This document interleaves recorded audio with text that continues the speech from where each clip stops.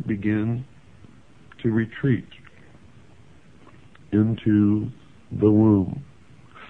For you see, the passage of the sun across the sky, from the time that it rose in the east, signifying the birth of the world, we saw that as it reached its zenith, its most powerful aspect in the heavens, life began to emerge, first in the form of plants and then animal life.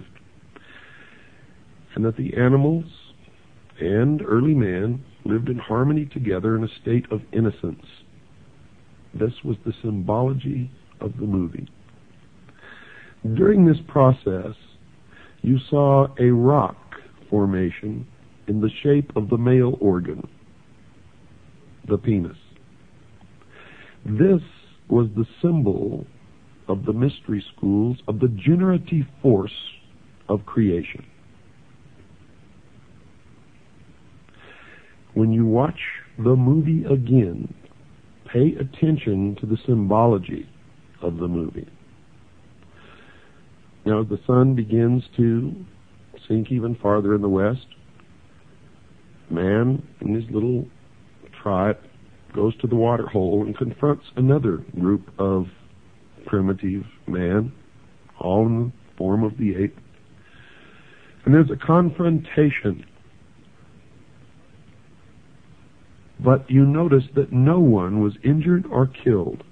There was a lot of waving of arms, jumping up and down, grunting, screaming, and screeching, until the group that was at the watering hole and had already quenched their thirst moved away.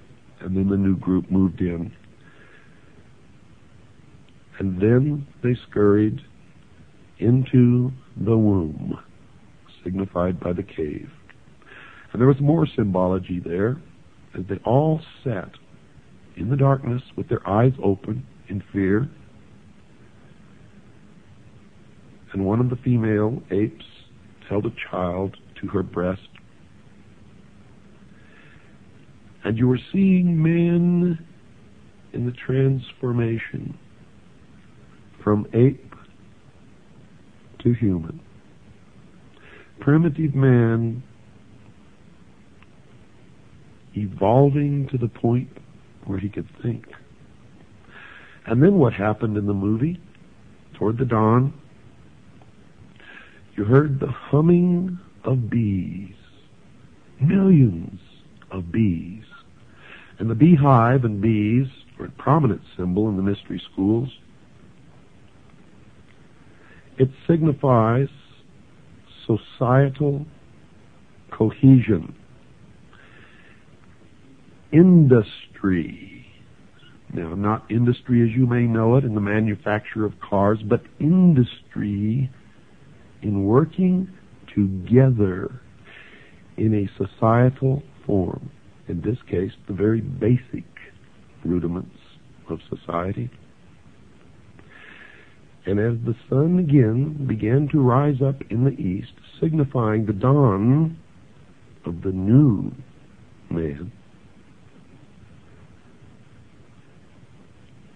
the audience beheld an obelisk, a monolith. In front of the cave are the womb from which the apes emerged, and it appeared that the humming of the bees was emanating from this block of stone. Now notice I said three words: monolith, obelisk, and stone. All of these are significant symbols in the ancient mystery religions. And you saw that this was not God, because creation had already taken place. The world had been created. Plants and animals had been created, and primitive man existed on the earth before this monolith, this obelisk, this stone ever made its appearance. It is also known as the stone that you saw earlier, the generative force, or the penis. Now don't get all confused by this terminology. It will begin to make sense to you as we go along. It took me many years of study to understand what I am now imparting to you.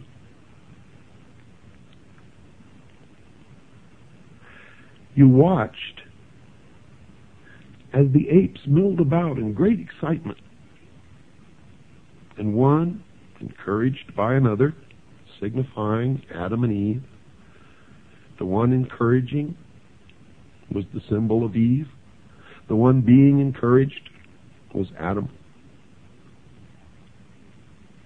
Until he actually reached out and touched the face of the stone, and he was imparted intellect. You could tell that something significant had happened because the tone and the general volume of the music changed at that point. And then the other apes began to touch and rub the statue. Now, most people that I knew attributed what happened to some extraterrestrial force. And they were receiving the exoteric interpretation, or that which is meant for the profane, those who are not illumined and cannot understand what it is they are seeing. But for the initiated, what they witnessed was the creation of the world by God and the impartation of knowledge to man, the forbidden knowledge, by Lucifer through his agent Satan. For in the religion of the mystery schools, they believed that man was held prisoner in the Garden of Eden by an unjust and vindictive God, and that man was not told by this unjust and vindictive God that he could have the same powers.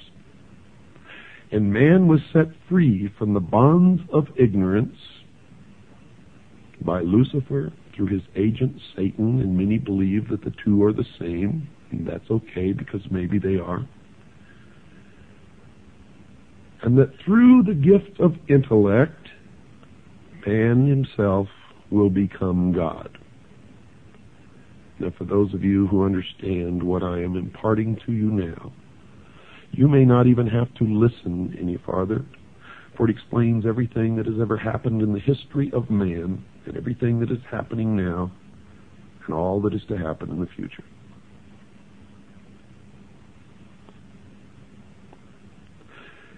As it progressed, you saw the first primitive man form the first original thought with the use of the gift of intellect when he squatted in the dust and picked up a bone and flopped the bone over and saw it hit a rib, and the rib flew up into the air, and he looked at it, and he flopped it over to the other side and hit another piece of rib bone, and it flew up into the air. And you could see the wheels turning in the mind of this primitive individual as he lifted the thigh bone and then struck down in front of him and watched bones fly. And then he struck again and again, and then he crushed the skull of the dead animal that was lying in front of him. And you notice that the portrayal of this was absolutely accurate, because the next thing that happened